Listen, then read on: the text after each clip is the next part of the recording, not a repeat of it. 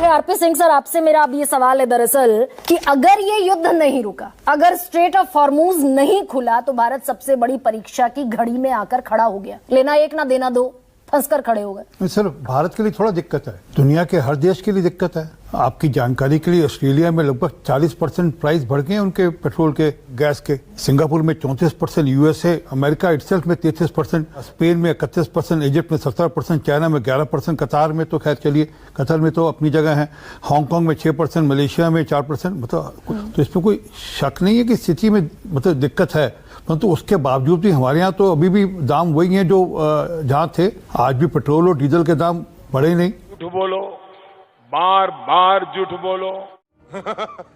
तो इसलिए ये कहना कि हाँ स्थिति विकट है, इसमें कोई शक नहीं है। तो ये और अभी ट्रंप ने कहा भाई रशिया से तेल नहीं खरीदोगे, तो कौन से मंत्री ने नहीं कहा यस सर? और ट्रंप ने कहा कि रशिया से 30 दिन के लिए ऑयल विंडो खुल गई, तो कौन से मंत्री ने नहीं कहा यस सर? आप गलत बयानबाजी कर रही हैं। हमने कहीं पर भी रशिया से, मैं एक मिनट, आपने बोला फिर कहीं पर भी हमने रशिया से तेल लेना बंद नहीं किया। तो सर ये खबरें आ रही हैं कि भाई 4% तक हमारी जो ग्रोथ रेट है वो डिप डाउन होने वाली है। हम अर्थव्यवस्था के बड़े संकट में, देश के प्रधानमंत्री कह रहे हैं कि हम सबसे बड़ी परीक्षा में गिरने वाले हैं। हाँ, अगर इतना सब चिल आउट है तो फिर संसद से प्रधानमंत्री ये बयान क्यों दे रहे हैं?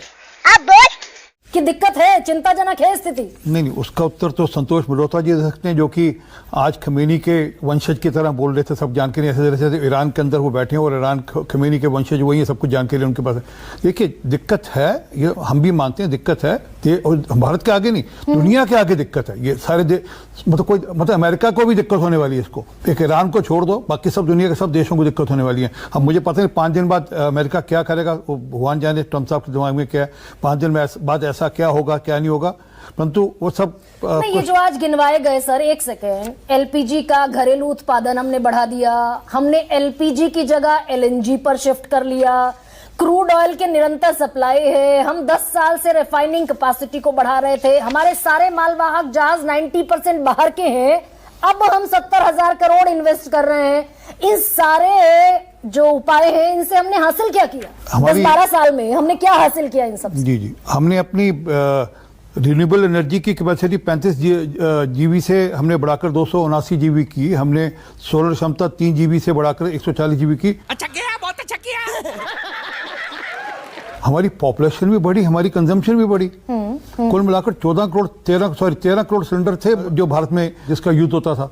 आज लगभग 33 करोड़ है और उसमें से कोई 28 करोड़ लाइव हैं, मतलब जो लोग लगातार लेते हैं और जिनको रिफिल करते हैं। तो ऑलमोस्ट डबल से भी ज्यादा हो गए। तो सर क्या हो गया डबल से भी ज्यादा? गैस के सिलेंडर की कंजम्पशन।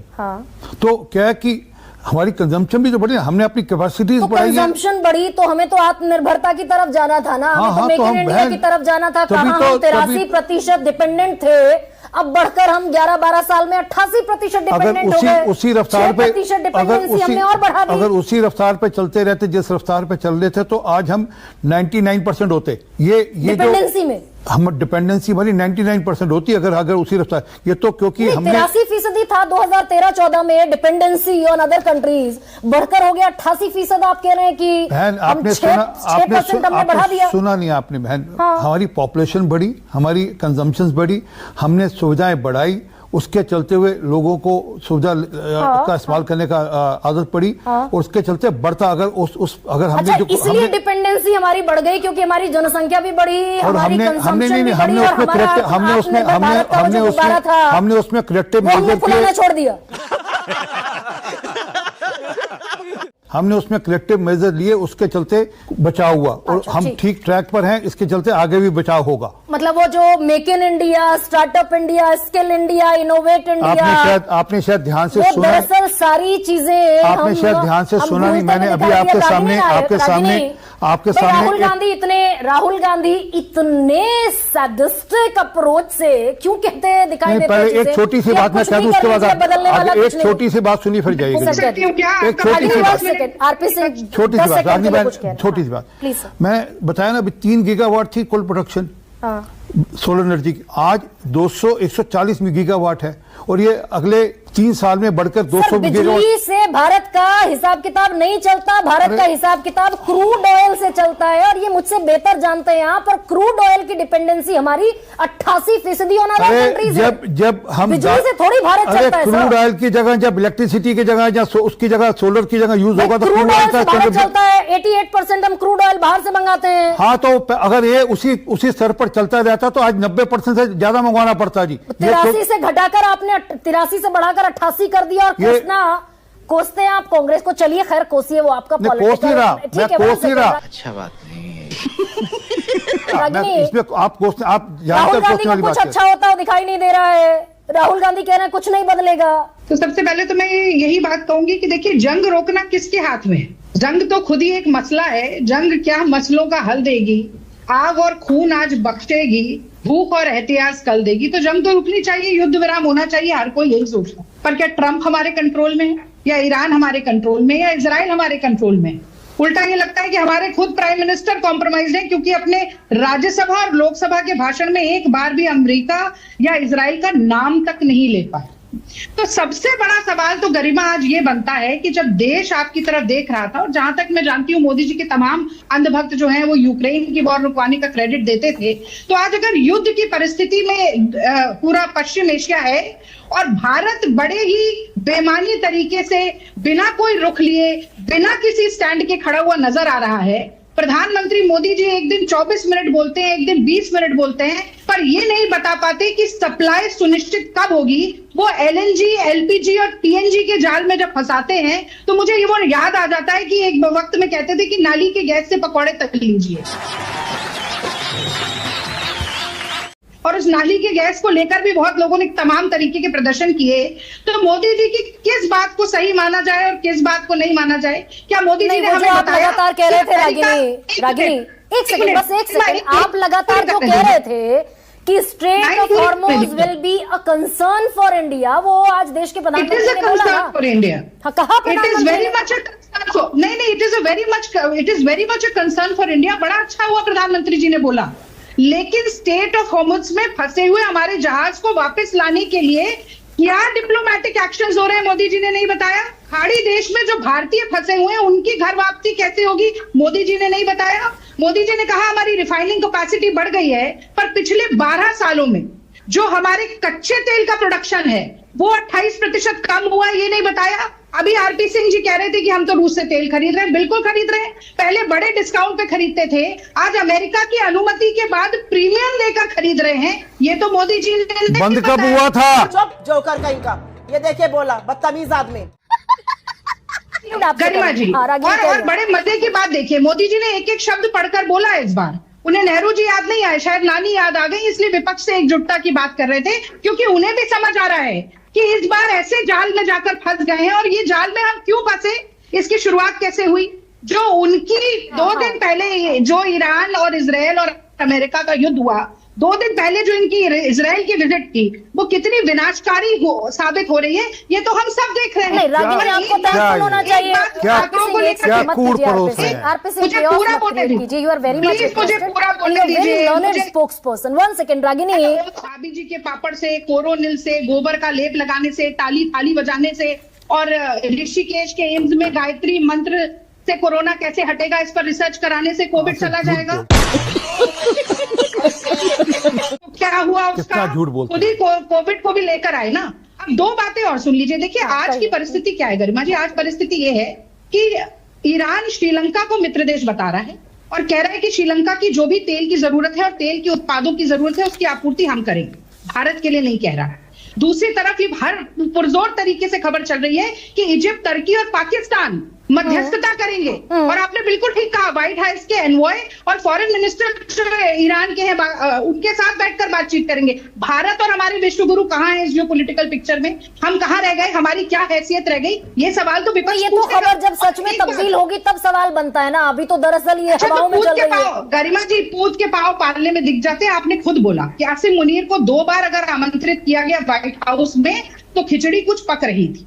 और पाकिस्तान की जो दुर्दशा हुई थी ऑपरेशन सिंदूर के बाद, न सिर्फ मिलिट्री के मायने से बल्कि पूरे वैश्विक तरीके से भी उसने वो दुरुस्त कर ली। और एक छोटा सा आंकड़ा देकर मैं अपनी बात खत्म करती हूँ, उससे पिक्चर काफी साफ हो जाएगी।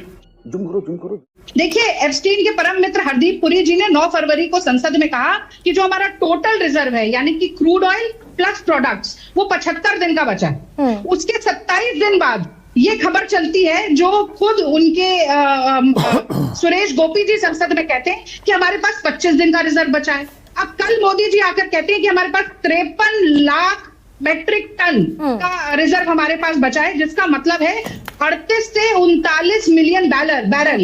हमारी रोज की खपत 5 मिलियन बैरल है, यानी कि मोदी जी के हिसाब से 7 और 8 दिन का ही बचता है। तो कौन झूठ बोल रहा है? अब इस पॉइंट पर मैं थोड़ा सा क्रॉस, हाँ, जो आप बता रहे हैं एके वाजपेयी, ठीक है, एके वाजपेयी में तीर चलाने का काम कर रहे हैं। ये बिक गई है गवर्नमेंट, अब गवर्नमेंट में कुछ नहीं है। बात तो सही है। यशमोर सर, ये ट्रंप रोज मनोहर कहानियां लेकर आएंगे और पूरी दुनिया इन पर भरोसा करती रहेगी। अब ट्रंप कह रहे हैं कि भाई हमने तो 5 दिन के लिए अपने डिपार्टमेंट ऑफ वॉर को कह दिया कि ना कोई मिलिट्री अटैक होगा, स्ट्राइक होगी, किसी तरह की कोई स्ट्राइक ईरान पर होगी नहीं। ये मनोहर कहानी सुना रहे हैं ट्रंप, ये अपना दिल बहला रहे हैं युद्ध के नाम पर, या हमको इंक्लूडिंग इंडिया पूरी दुनिया को बेवकूफ बना रहे हैं? पहली बात तो स्टेट हॉर्मूज को खोलने की बात कर रहे हैं, बट स्टेट हॉर्मूज बंद किसने करी? उस पर कोई भी सवाल नहीं उठा रहा है। बंद करी इजराइल और यूएस के अटैक ने, नहीं तो खुली थी। 28 तारीख की सुबह तक स्टेट हॉर्मूज तो खुला था, कभी भी माइंड नहीं हुआ। जब जून में अटैक इतिहास में दरअसल कितनी लड़ाइयां हुई, ईरान ने दरअसल स्टेट ऑफ हॉर्मूज कभी बंद किया ही नहीं, कभी बंद नहीं किया, कभी किसी और के ऊपर अटैक नहीं किया। कृपया करके हमें ना ये रंगीन चश्मों से, जैसे हमने ईरान को देखना शुरू किया वेस्टर्न नैरेटिव से पिछले 20-30 साल से, कि जो वेस्टर्न नैरेटिव है ईरान ऐसा है, ईरान वैसा है, उससे हमें थोड़ा हटके देखना पड़ेगा कि ईरान की क्या मजबूरियां थी और किस प्रकार से कौन सा देश अपनी सेल्फ एस्टीम, अपनी उसको दाव पे किनारे पर कर सकता है, जिसके सबसे बड़े स्पिरिचुअल लीडर और पॉलिटिकल हेड को आप पहले दिन असैसिनेट कर दें पूरे परिवार के साथ। तुम्हें शर्म है? कुछ शर्म आया है? उसी दिन आप 165 बच्चों के स्कूल के ऊपर बॉम्ब डाल दें। 165 बच्चियां मरी हैं, वो सबने कंफर्म किया। यूएस की सेनेट में सवाल उठाए गए इंटेलिजेंस से कि तुम्हारे पास लेटेस्ट जीपीएस है इस वर्ल्ड का, तुम देख नहीं सकते थे? लड़कियों का स्कूल है, isn't it an act of terrorism? ये टेररिज्म का एक्ट है, लेकिन कहीं को ट्रंप, उस पर रिपोर्टर ने सवाल पूछा तो ट्रंप मजाक करते हुए दिखाई दिए कि हम तो बॉम्ब बनाते हैं, वो ईरान ने खरीदा होगा, ईरान ने अपने स्कूल पर गिरा लिया होगा। ये मजाक करते दिखे डोनाल्ड ट्रंप। और आयरस देना के ऊपर जो उसका बहुत ही निंदनीय आया कि we sent them to a quiet death. अरे कमाल है, भारत में वो परेड करके गए नौजवान बच्चे ईरान के, वो उनको तुमने घात लगा के तो सारी की सारी इस लड़ाई के अंदर कहीं ना कहीं, चाहे वो ब्रिक्स के तौर पे कहें या भारत अपनी कहे, हमें अपनी पोजीशन क्लियर कर लेनी चाहिए कि एग्रेसर कौन है। सवाल इसमें सर एक सवाल ये है, भाई ट्रंप कह रहे हैं मैंने अपने डिपार्टमेंट ऑफ वॉर को कह दिया कोई मिलिट्री स्ट्राइक नहीं होगी ईरान के खिलाफ। इजराइल कह रहा है कि हम अपने हमले जारी रखे हुए हैं, तो हम दरअसल हमें चुटकुला सुनाया जा रहा है क्या कि ये युद्ध रुकता दिखेगा? नहीं सारुण के यहाँ कुछ तो गड़बड़ है, जरूर कोई ना कोई गड़बड़। गरिमा जी, आज कोई भी सीरियसली नहीं ले सकता। लड़ाई ऐसे दौर में है जहां साइकोलॉजिकल वॉरफेयर चल रहा है, इंफॉर्मेशन वॉरफेयर चल रही है, एक दूसरे के कमांडर्स के माइंड को अटैक करने की कोशिश हो रही है। और ये 5 दिन की जो मोहलत, 5 दिन क्यों, 4 दिन क्यों नहीं, 1 हफ्ता क्यों नहीं, 10 दिन क्यों नहीं? बिकॉज वो अपने मरीन्स को मूव कर रहा है वहां। और अभी तक ना बॉम्ब गिराना आसान है, बटन से आप बॉम्ब फायर कर सकते हो, एयर का पूरा कंट्रोल इनके पास है। लेकिन अगर आप सैनिकों को उतारोगे खरग आइलैंड पे या किसी और जगह पे ईरान के, उसके लिए प्रिपरेशन चाहिए। अब सिपाही अगर आपने डालने हैं, उसके लिए प्रिपरेशन तो चाहिए। आप ये कह रहे हैं कि डोनाल्ड ट्रंप युद्ध रोकने के मजाक के नाम पर टाइम बाय कर रहे हैं, और टाइम बाय करके अपनी स्ट्रेंथ बढ़ाकर फिर दोगुनी ताकत से ईरान पर हमला करेंगे? बिल्कुल पॉसिबल है। और कैसे ट्रस्ट किया जा सकता है? कौन ईरानियन कमांडर ट्रस्ट करेगा? जिस प्रकार से ये लड़ाई चली है 4 हफ्ते की, कोई भी ट्रस्ट नहीं करेगा। तो ये एक फॉल्स फ्लैग हो सकता है कि हम 5 दिन के लिए इनको, या जरूर बातचीत चल रही होगी, बेशक ईरान कहे कि बातचीत नहीं चल रही, मैं मान नहीं सकता हूं, क्योंकि टर्की है, ओमान है, अब पाकिस्तान का नाम भी आ रहा है, तो बैकडोर डिप्लोमेसी चल रही होगी, ईरान भी बात कर रहा होगा।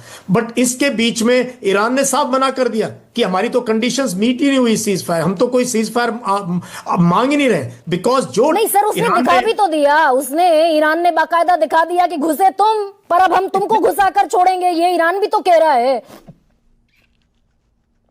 अगर इजराइल के न्यूक्लियर प्लांट्स पर वो जो इतनी लेयर्स का सिक्योरिटी सिस्टम है, डिफेंस सिस्टम है, उसमें अमेरिका का थार्ड लगा है, एरो 3 लगा है, ये इजराइल का आयरन डोम लगा है, सबको नेस्तनाबूद करके घुस गए वो मिसाइल लेकर इजराइल में। गरिमा जी, इस लड़ाई को एज ए फौजी अगर मैं देखूं, इतनी अनप्रेडिक्टेबल, इतनी अनकन्वेंशनल, इस नायाब तरीके से ईरान ने लड़ाई लड़ी है, सारी दुनिया चकित हो गई है। किसी ने भी एस्टिमेट नहीं किया, किसी मिलिट्री कमांडर ने यूएस के, इजराइल के, या किसी ने भी एस्टिमेट नहीं किया था कि इतने दिन तक लड़ाई लड़ेंगे और ईरान ऐसे सॉफ्ट टारगेट्स को हिट करेगा। और अभी तो उसने वार्निंग दी है, डीसैलिनेशन प्लांट्स तो इतने बड़े बड़े हैं गरिमा जी, इनको तो कोई भी हिट कर सकता है। They are massive in size. वो पानी के लिए तरसाता हुआ दिखेगा फिर ईरान, भाई आप हमें हमारे यहाँ डाकआउट करोगे, ब्लैकआउट करोगे, हम पानी की बूंद बूंद के लिए तरसा देंगे तुम्हें। और ये भी, और साथ में Iran is a net exporter of electricity. आप ईरान का ग्रिड फेल करोगे, ईरान की बिजली पे डिपेंड करता है। पाकिस्तान बिजली खरीदता है ईरान से, अफगानिस्तान बिजली खरीदता है ईरान से। ईरान तो नेट एक्सपोर्टर है। और एक कमाल की बात है जो हम लोगों को पता नहीं है, ईरान को फ्रेश वाटर की जरूरत नहीं, ईरान के पास बहुत पानी है।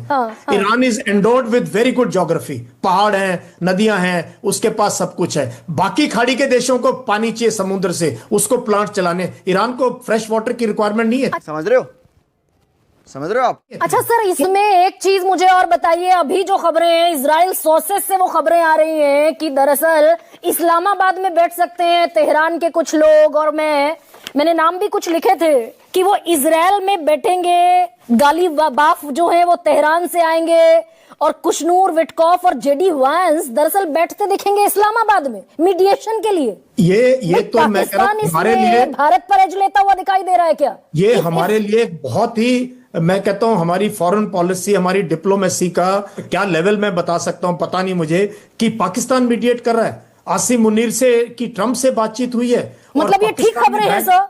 ऐसा हो सकता है कि वर्ल्ड ऑर्डर में पाकिस्तान एज लेता हुआ दिखाई दे मीडिएशन प्रोसेस में? अगर पाकिस्तान ने मीडिएशन में हिस्सा ले रहा है, अगर 20-25% भी रोल है उसका, और बाई चांस अगर इस्लामाबाद में ये टॉक्स हुए, तो हमारे लिए तो बहुत ही हैरानी वाली बात है। तो उसका तो पूरा का पूरा मिलिट्री रिलेशनशिप नहीं, जब ऑपरेशन जब ऑपरेशन सिंदूर के वक्त आसिम मुनीर को वो जो कौन सा लंच देते दिखाई दिए थे डोनाल्ड ट्रंप, अगर ये हो सकता है तो इस बात की पॉसिबिलिटी कितनी है कि इस्लामाबाद पाकिस्तान एज लेता हुआ दिखाई दे? गजब बेइज्जती है। भाई हम थे ना, भाई पीस टॉक के लिए हम इनिशिएटर हुआ करते थे ना, हम कहते थे ना कि we are not on the neutral side, we are on the side of peace. Exactly कहीं ना कहीं जो हमारा पहले 5 दिन का रिस्पांस था, मैंने एक दिन आपके शो में पहले भी आके कहा था, वो जो 5-6 दिन हम सोचे थे पिछली बार की तरह 5-6 दिन में लड़ाई खत्म हो जाएगी। I think we lost that opportunity. उस टाइम पे हमने आयतुल्लाह खुमैनी की अगर मौत पे हम शोक संदेश देते तो हमारी पोजीशन अलग होती, और इसी पर ईरान भी अड़ा हुआ है, पोजीशन अलग होती। शीतल सिंह, आपको सर लेकर आ रही हूं मैं, भाई ब्रिक्स की हम प्रेसिडेंसी कर रहे हैं, ईरान इस बात पर अड़ा हुआ है कि या तो इसकी मुखालफत करो खुलकर, ये जो हमारे सॉवरेन नेशन में घुस गए, सॉवरेनिटी पर हमला किया, या तो खुलकर इसकी मुखालफत करो, नहीं तो स्ट्रेट ऑफ हॉर्मुज जापान के लिए खुला, चाइना के लिए खुला, भारत के लिए तो नहीं खुला, जिसे प्रधानमंत्री कह रहे हैं कि मैटर ऑफ कंसर्न है। देखिए, ब्रिक्स में जितने बड़े देश हैं, चाहे साउथ अफ्रीका है या ब्राजील है, चीन और रूस की बात चलिए छोड़ देते हैं, उन लोगों ने देखिए क्या स्टैंड लिया है इस सवाल पर, उनके नेताओं ने क्या कहा है और हमने क्या कहा है, इसको आप देख लें तो लगता नहीं है कि ब्रिक्स में भी हमारा कोई रोल है। हम शंघाई कारपोरेशन वाले में भी हैं, वहां भी हमारा पता नहीं क्या रोल है। हम अभी इजराइल ने जो इसके दुबई के साथ बनाया है उसमें भी हैं हम सब जगह, लेकिन हम अपना रोल मेरा ख्याल है ठीक से रिप्रेजेंट नहीं कर पा रहे हैं, तो लेने के देने पड़ गए। तो ब्रिक्स जिन चीजों पे चल रहा है, आज भी राज्यसभा में देश के प्रधानमंत्री ने कहा कि हम ईरान, इजराइल, यूएस के साथ बातचीत कर रहे हैं। हाँ, हम बात तो कर ही रहे हैं, हमें भी तो बात करनी पड़ेगी, हम भी दुनिया में ही रहते हैं, लेकिन हमसे कोई बात इसलिए कर रहा है कि आओ भाई तुम भी आओ, इसको ठीक करते हैं, ये हमारी पोजीशन खत्म हो गई है। अब ये जो मतलब अब क्या हम बताएं, हम दुनिया में सबसे बड़ी आबादी के देश हैं, हम निश्चित तौर पर एक जमाने में गुट निरपेक्ष आंदोलन के अगुआ थे और हमारी बात एक अलग तरह की बात थी जो इन दोनों ध्रुवों को गलत पे गलत और सही पे सही कहती थी। अब हमारी वो बात नहीं है, हम कहें न कहें, ये मान लिया गया है कि हम एक पक्ष है और वो पक्ष वो है जो इस समय हमलावर है। आप देखिए कि ईरान के लोगों ने लंका के बारे में क्या कहा है, अभी उनके बयान ये सब जगह गूंज रहे हैं और हमारे बारे में कुछ नहीं कहा, तो हम निश्चित तौर पर अपनी उस स्थिति को खोते जा रहे हैं। तुम चुल्लू भर पानी में जाके डूब के मर जाओ।